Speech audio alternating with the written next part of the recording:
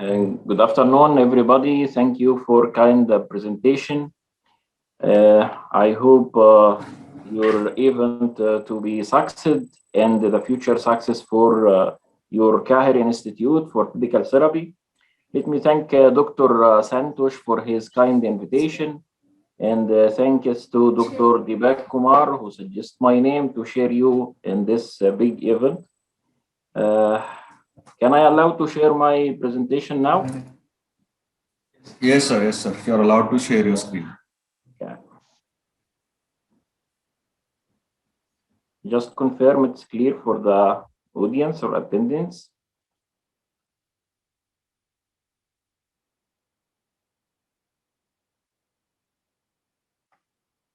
Okay. My presentation today is on the scapular dyskinesia. When you are looking for the shoulder complex disorders, this is one of the important points should be considered. So what is the scapular dyskinesia? Scapular dyskinesia is alteration of the position of the scapula, either in the static situations or the static position or during dynamic or the movement. It can be accompanied with pain of the shoulder or it can be painless to the shoulder joint.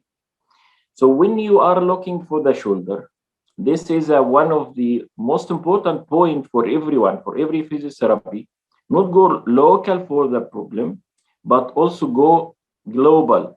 So you should look at a conical shape like that. So you should look for the front, pectoral lesion, and the posterior portion, which is the scapular thoracic connection, and go up for the cervical and temporomandibular joint. And you should look inferior to reach the pelvis and core muscles.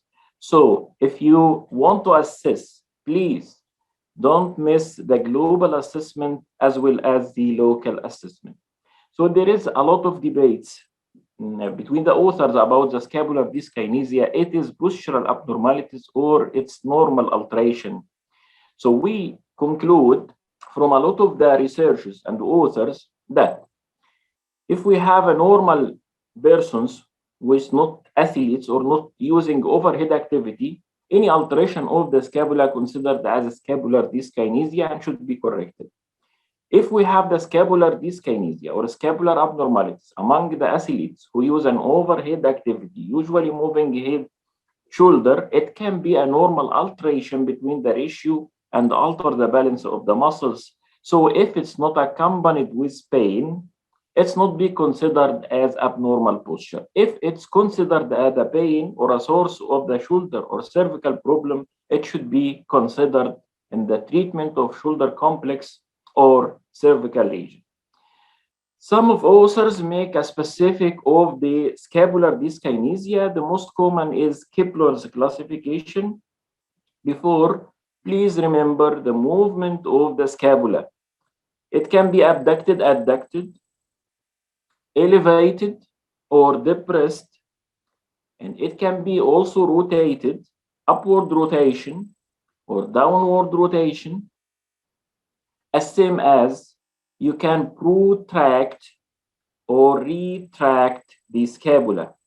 So as you see, the scapular move in many planes and around many axes. The muscles activation around the scapula is different from movement to other movement, but usually happens in the scapular forescapal movement. So a lot of muscles activated in simultaneously to each other to control the movement of the scapula. Let's start the classification of the scapula, which you can see from the static position. So we have, according to Kepler classification, type 1 scapular dyskinesia, which is the prominence of the inferior or inferior medial border of the scapula. And it's commonly related to the or known as the winging of the scapula, and it's referred to the weakness of the serratus anterior. Type 2 is the prominence of the entire medial border of the scapula, and it's accompanied usually with the rotator cuff disorders and rhomboids. And the last one is the upward or prominence of the submedial border of the scapula, and it's usually accompanied with tight of the upper trap and levator scapulae in the same time with pectoralis minor. It can be involve a lot of muscles rather than we mentioned, but this is which usually you can found. So how to assess the scapular dyskinesia? To go deep, we will start the strategy of the assessment according to the static observation. So you should observe the landmarks of the scapula, inferior angle, medial border, upper border, and related to the spinous process or corresponding spinous process, and make a comparison between right side and left side. So if you have any abnormalities like in this picture for this inferior medial border, you can conclude that is scapular dyskinesia is found. In addition, you can go deeply for to measure, and this is we'll discuss later. But the observation is the first step. Observation in the static is not enough. Why? Because some scapular dyskinesia not appear in a static evaluation, but you should go for some mobility exercise or mobility method to evaluate. So this is one of the most moderate clinical evidence test, which depends on the Mackler method. We ask the patient to hold 1.4 kilogram if his weight is under 68, or 2.3 kilogram if his weight is above 68 kilogram, and then make a 5 repetition of complete elevation of the upper limb and complete abduction. Each repetition should take only 3 seconds. And during this movement, it's usually captured by video to record and to make an analysis. During this movement, 5 repetition of elevation, 5 repetition of abduction with the dumbbell weight, as you see in this video, we can conclude one of the 3 categories. Either this is a normal movement of the scapula, or subtle. Subtle mean minimally changes. What is the changes you can see in the scapula in this test? It's winging of the scapula, asymmetrical movement of the scapula, or immature proportion of the scapula to scapulohumeral rhythm. So it's going in outward rotation before glenohumeral reach 60 degree. If we found these, one of these is subtle dyskinesia. The 3 dis abnormalities, it can be obvious dyskinesia. Okay. Other methods of evaluation to be more objective is the inclinometer. So we can measure the inclination of the scapula using inclinometer when the shoulder go in abduction for 140 degree of abduction with external rotation, some facing to the sea. The normal inclination is from 45 to 55 degrees. If we found it more than that, it's considered the scapular dyskinesia. And the most common test with a slab test of lateral scapula.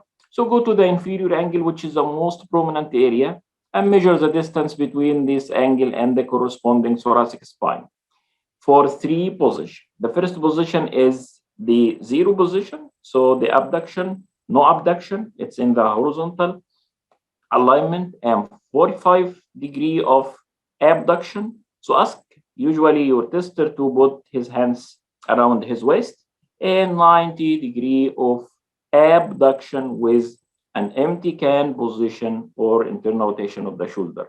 Each time I measure the distance and make a comparison between right and left. This distance usually from 6.2 or reaching to 8.2 centimeter.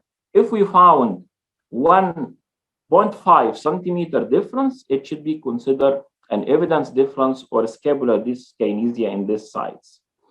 As we usually go from step to step for the assessment, so we assessment the static posture, static scapula, and then dynamic scapula, and use an objective measurement, go for the strength to evaluate if there is a weakness of the forescapal muscles.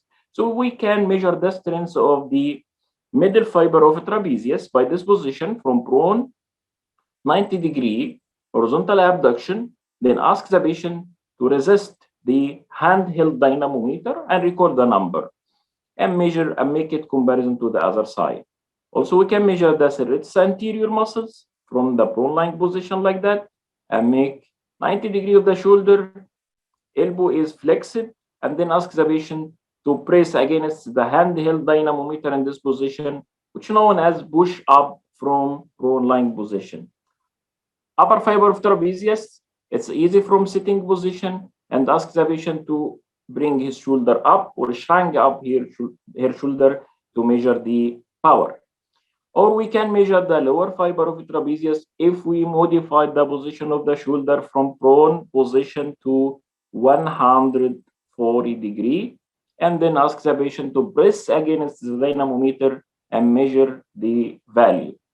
Okay, please don't miss the kinetic chain related to the scapula and the scapulothoracic scapulohumeral, which is a posterior chain including the thoracolumbar fascia ipsilateral and the gluteus maximus contralateral, the pectoral region from the anterior side, the neck muscles TMJ, and other connected chain. Because if you cannot go in a normal position of this chain like a supportive, synergetic for stabilizing the movement, if you have a weakness, if you have an imbalance, you can have the problem still with your target treatment point.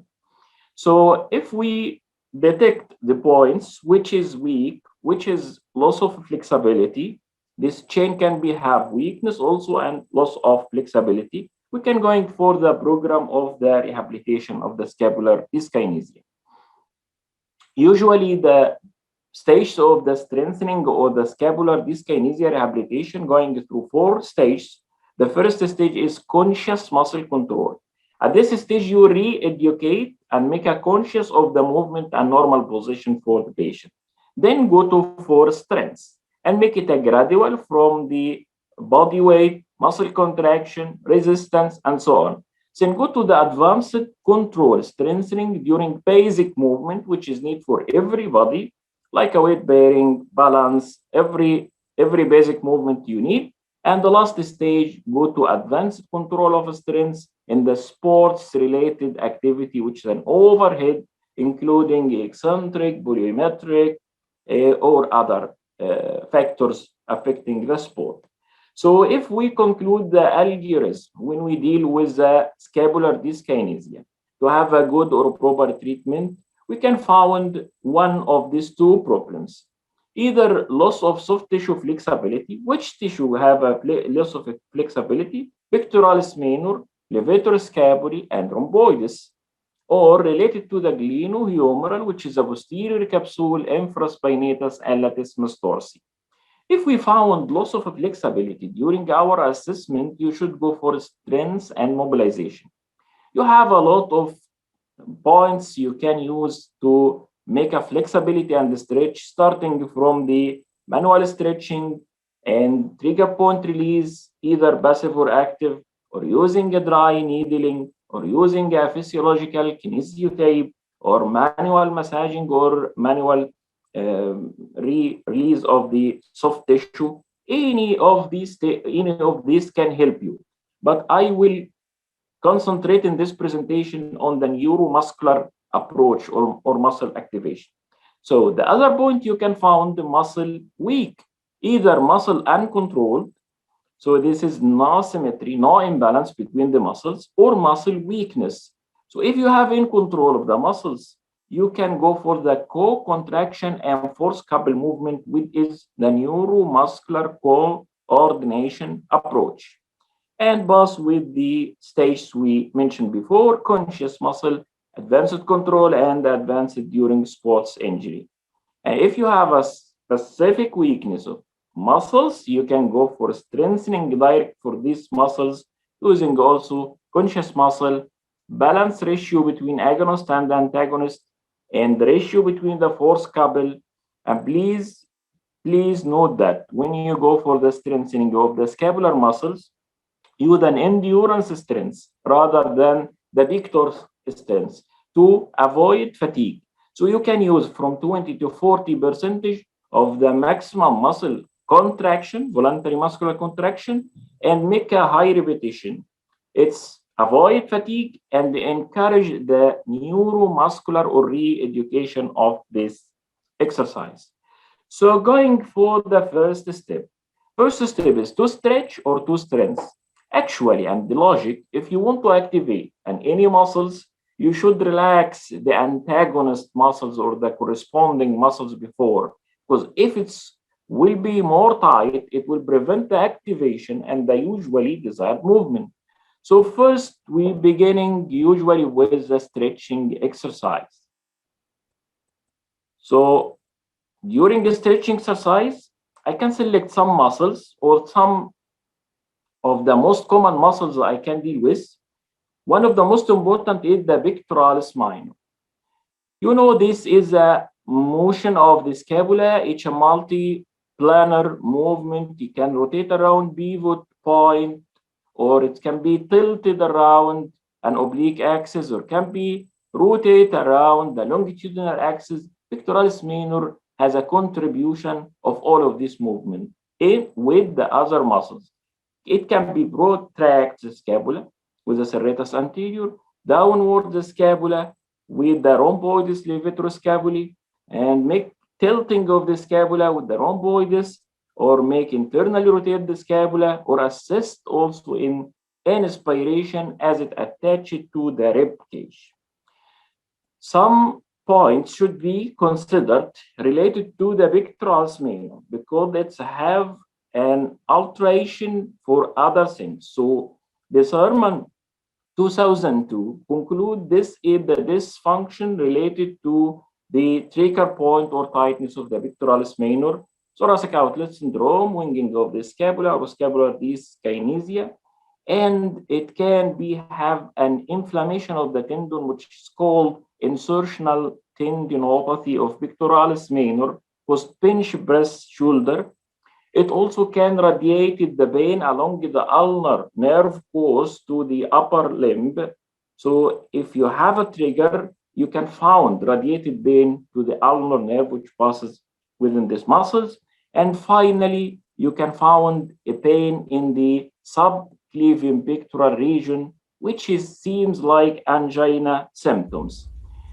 To examine this pectoralis minor symmetry, it's easy to make your patient supine lying position like that and measure the distance between the ground or the plinth and the acromion process. If you found a difference like this is an up movement of the acromion. It's related usually to the pectoralis minor tight or stretch. Usually we can go simply from the positional stretch, like in this video.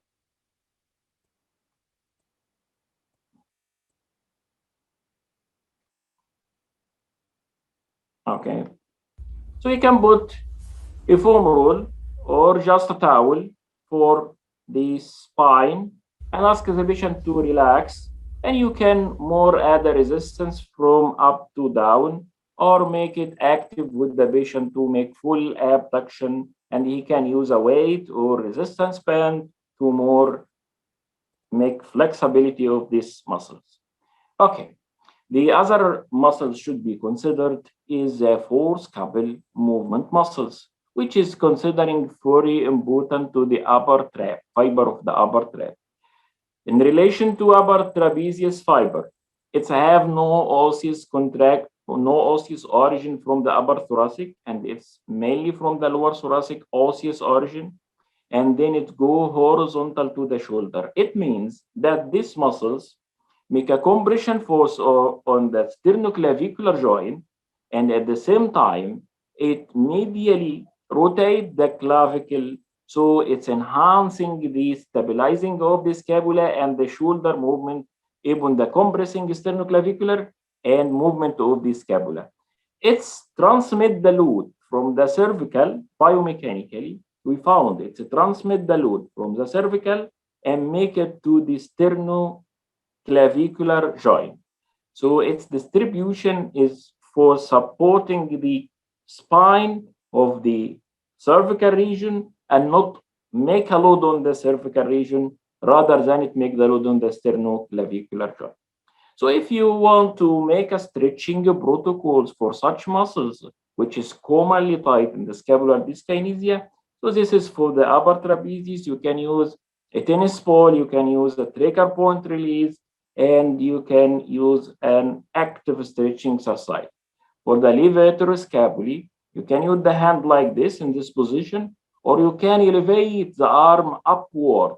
And it's the most proper situations for the stretching of the levator scapulae. Make the hand in upward elevation and rotate it to the other side, bending and flex.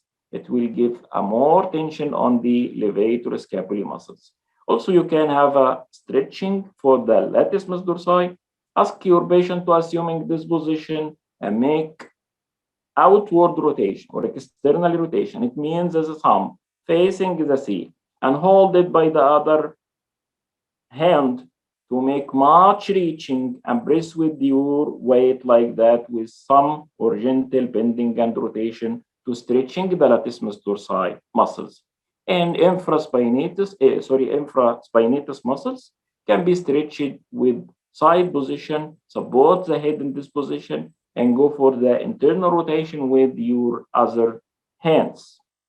Okay, if you have the flexibility and good stability for these muscles, you should start to activating the other muscles which support your scapula. The most important muscles for that is the serratus anterior muscles. Serratus anterior has a very important role to controlling the movement of the scapula. So it's stabilized and protracts the scapula, and it's rotated inferior. Usually, it supports the scapula in many positions. Stabilize the scapula the thoracic wall and hold it in the medial border, hold it in the mid position, but hold the medial border of the scapula. And this is clear during push-up exercise. So if we wanted to starting activation the latissimus, the serratus anterior muscles, you can starting with a pushing of the wall from standing because it's minor resistance. So you can forward your hands on the wall and ask your patients to maximum reach with a hyperkyphotic of the thoracic to make a protraction during reaching. And you can graduate it to this exercise, which use the more body weight for the serratus anterior. I think we miss this exercise. It's usually like a wall, but from the long setting, long position like that. So we're using the weight of the body that help in make a more activation of the serratus anterior muscles. Going to more graduation of the exercise, then increase the weight by make a unilateral supporting of the hand, using the other hand for alternative movement, make a more activation. And then we can use a soft pads instead of the hard ground that it increase the co-contraction and controlling of the muscular of the scapula during the movement. Another exercise, which we go for the stage of rehabilitation as mentioned before, that we included the serratus anterior activity with the rotator cuff activity. So we can use a reaching exercise on the wall or rolling it in the wall. Okay, look for this exercise. Please note that the first, the position, starting position of the exercise. The distance between the two hands should be half a distance of the distance of both shoulders. And it will be starting reach in an external rotation of the shoulder. So some will facing up usually in the side you want to treat.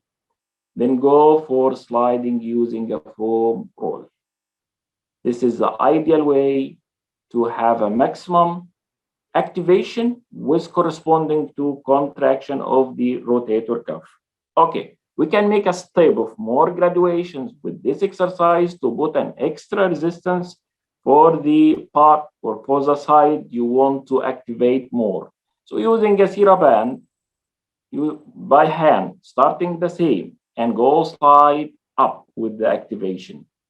and hence you can put other alternation exercise for the stability using the clock. It's called clock in the wall. So put a points like a clock in the wall. Ask your patients to moving with the resistance band between the both upper limb, moving up and down and forward and lateral during the stability of the scapulohumeral.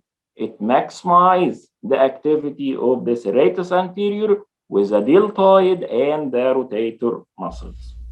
So for upper graduation, you can use the TheraBand with a supported Swiss pull from the front, and you can go for the external rotation protraction position. And you can go for the TRX, which is a common using the body weight in addition to the resistance of the band for reaching or press down exercise. Okay, going to other muscles, which is also a keystone of the stabilizing of the scapula, which is a lower fiber of trapezius. And this is activated during 130 degree. It's starting, usually it's starting the upward rotation. So it pulls the scapula down first, then the upper fiber of trapezius respond to control. So the keystone, because it's starting usually the activation of the muscles of the rotation of the scapula.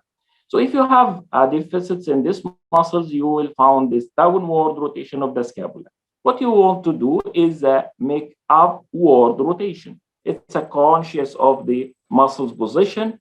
You can use a TheraBand rule like this to make more concise for the conscious level and re-educate the patient with the proper position of the scapula. And going for the graduation, as we mentioned before, with the serratus anterior to exercise from sitting position, and you can add some retraction to conjoin the action of rhomboids as well as the lower fiber of trap. You can go from the seating positions using the weight bearing. It's a small movement, but it's a balanced and highly activated movement you can did in this position. And you can also use the overhead weights starting from like 140 degree and going down within 20 degree to activate the lower fiber of trapezius. And including the robotics muscles, which can be not neglected, you can add a retractor or an eccentric protractor. So you can starting it from prone-lying position like that. And in some authors, recently, you can press in or make chin in, put something under the over forehead to press and make chin in that activate the deep muscles of the cervical spine to support. And you can add also a deep breath to support the thoracic from the anterior part that allow the muscles is more stabilized, more activate. So you can usually retract the muscles in this assumed position, or you can use the supine lying position with the band and the stick to make a more conscious, more resistance. And in this way, you can rehab these muscles in both sides, eccentric when you go for protraction and eccentric when you go for protraction, and concentric when you go for the slowly retracted muscles. And this is one of the highest, called the highest level of the activation, which is called reach, twist, and lift. So assuming this position with your patient and the other hand on the forehead, you can press here as we described before. You can take deep breathing, then ask him to maximum reach. So reaching the a long distance if they can, then externally rotate, facing the thumb to the sea, as we described. Then go to elevation. This is a maximum activation exercise. Should be done before returning to sport without any pain for 10 repetitions. And this is a combined or integrated scapular exercise with the rotator cuff and the shoulder or scapulohumeral muscles. So here I'm using the fulcrum of the elbow and also the pelvic position. So to activate the gluteus maximus or the contralateral side, then asking the patient by TheraBand to make an internal rotation of the shoulder during stabilizing his scapula and activate his stabilized pelvis. So this is the integrated of the muscles. Additional way, I can use the band for correct protraction or more forward motion with resistance and put a resistance against the forearm just before the elbow.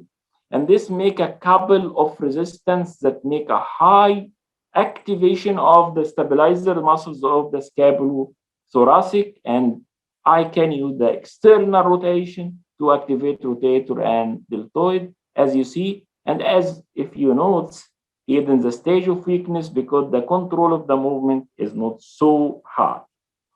Okay, and my conclusion, the scapular dyskinesia can contribute to the pain in the shoulder or not.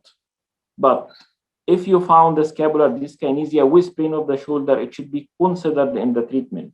If the couple force movement, couple force exercise need activate of all of the muscles around the scapula in contraction. Again, please don't over fatigue your muscles and use the endurance exercise manners for activation and strength. This exercise should be making graduated to reaching the optimal exercise in the kinetic chain. So many of exercise, many of exercise, you can go and use it using the scapulohumeral. But look, if you just look, you can see here the position of the pelvis. So if I make a push forward like that, so the leg of this side is backward. So I will activate the muscles of the trunk. So I will pull here. Sorry, if you will pull, not push, make your leg forward. If you will pull, adjust the external rotation muscles or rotator cuff with the muscles of the trunk and the contralateral gluteus maximus to make the chain control of the posterior chain control. If you pulling, so again, if you pulling, so make your leg forward and make it also in the posterior chain contraction. You can use also the Swiss pull for partial weight bearing, full weight bearing, or in the balancing positions if you want, if you put the Swiss pull or any soft surface under the feet, so it disturb the balance and the patient should keep this balance during exercise. This is a more advanced exercise to control. And the flexibility, you can use the TheraBand, you can use a stick with a rotation, bending forward, movement of the trunk associated with movement coming from the shoulder or the scapulohumeral joint. Also, you can use the Swiss pull for different types of the strengthening, like here for the serratus and for the middle or lower fiber of trap.